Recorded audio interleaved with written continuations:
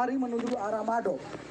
Sampai di Mado, dokter sendiri dihadang, kemudian dipukuli dengan besi, kemudian digiring ke jurang dan langsung ditendang ke arah jurang.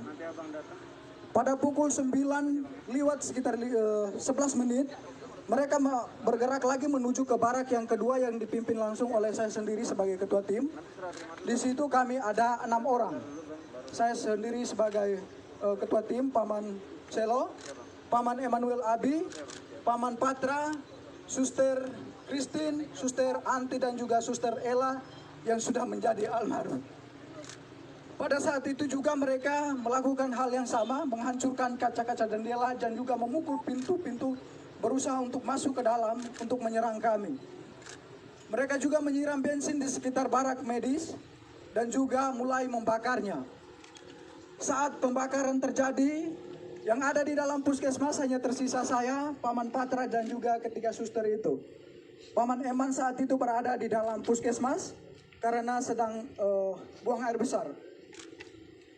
Pada saat itu sedang terjadi pembakaran, saya sendiri meminta untuk ketiga teman putri saya atau suster untuk kami segera keluar dari dalam barak itu. Tetapi karena mereka perempuan tidak bisa mengantisipasi situasi, sehingga mereka memilih lebih tenang di dalam barak itu.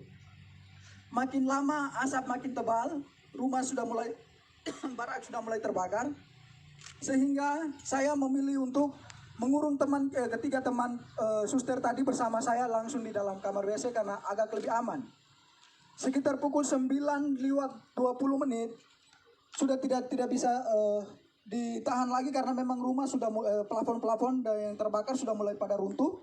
Sehingga saya memilih untuk mengajak ketiga suster ini untuk keluar dari dalam barak medis. Pada saat kami berusaha untuk lari menghindari amukan KKB, kami memilih lari ke depan, mereka sudah menghadang kami pada posisi depan. Kemudian saya berusaha merangkul ketiga suster menuju ke jurang, tetapi sampai di belakang jurang yang ada di belakang barak medis juga mereka sudah berada di situ dengan diperlengkapi senjata dan juga busur dan anak panah. Akhirnya saya berusaha untuk mengamankan ketiga suster ke rumah warga yang terdekat jaraknya sekitar 5 meter dari barak medis itu. Sesampainya di situ mereka juga ada di situ berusaha untuk membakar rumah warga yang di sebelah. Akhirnya saya memilih untuk mengamankan ketiga suster di dalam gedung di dalam kamar mandi dari rumah masyarakat itu.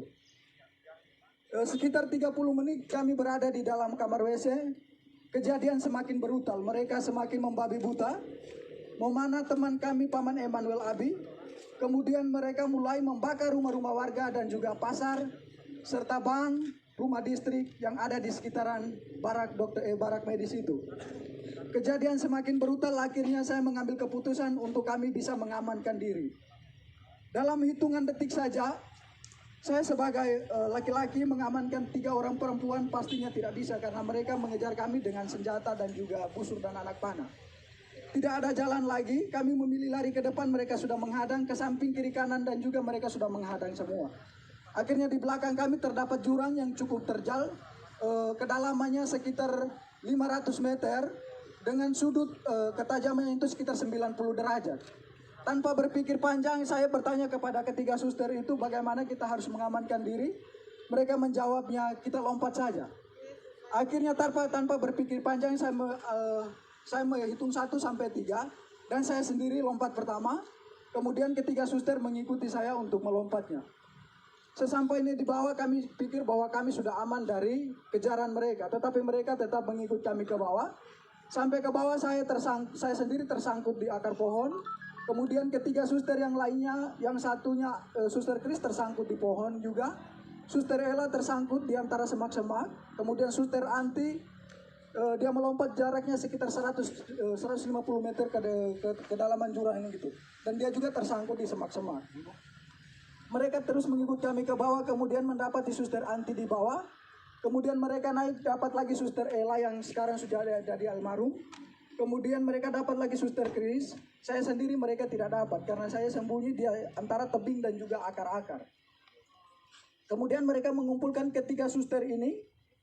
Kemudian mereka semakin membabi buta. Mereka mulai menelanjangi suster dengan tidak membuka pakainya secara sopan, tetapi mereka menelanjangi dia dengan parang tajam atau parang, langsung dipotong saja pakaian mereka, mulai dibuka dari baju sampai celana dalam semuanya. Mereka tiga ditelanjangi, kemudian mulai dianiaya secara tidak manusiawi.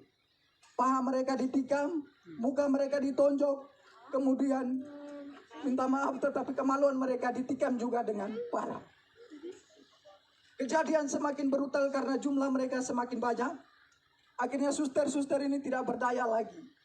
Mereka semakin lemah, akhirnya mereka pingsan. Dalam keadaan pingsan mereka dipikir bahwa mereka sudah meninggal, sehingga terpaksa mereka didorong lagi ke dalam jurang yang lebih dalam. Kedalaman jurang itu sekitar 300 sampai 400 meter. Suster Christine yang didorong pertama, kemudian Suster Anti dan juga Suster Almarhum atau Suster Ella. Sesampainya dibawa ke dalam jurang itu, Suster Anti langsung pingsan, dalam keadaan pingsan tidak sadarkan diri. Suster Chris masih sempat dari pingsannya bisa sadar. Suster Ella juga dari pingsannya bisa sadar kembali.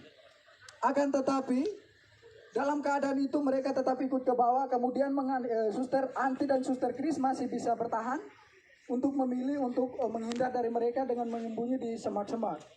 Suster Ella yang sudah tidak, walaupun dalam keadaan sadar tetapi sudah tidak berdaya, nyangkutnya di pohon sehingga mereka ikut ke bawah lalu membunuhnya secara babi buta dengan menikam di bagian perut-perutnya dan juga kemungkinan mulutnya dibelah. Sehingga Suster Almarhum dinyatakan meninggal pada saat itu. Kemudian teman-teman yang lain dari barak dokter, Paman Lukas dan juga Paman Siti, Suster Siti, mereka langsung bergegas menuju ke mengamankan diri di Koramil dengan pengamanan para TNI yang ada di tempat itu. Kemudian Paman Denny memilih untuk mengungsi, bertahan di rumah warga. Dokter sendiri langsung ditendang ke jurang. Paman Gerat yang lari bersama dokter ke Mado, sampai dengan detik ini juga belum ditemukan. Suster Ella yang menjadi almarhum sudah ditemukan 2 hari yang lalu, sekitar pukul 17:30 menit. Kami berhasil menemukan dia bersama Suster Chris. Suster Chris bertahan selama 3 hari berada di bawah jurang itu. Puji Tuhan dia masih hidup. Yang meninggal hanya Suster Ella. Dia sudah ditemukan dalam keadaan tidak bernyawa. Mukanya sudah penuh pada belatung karena dibelah semua.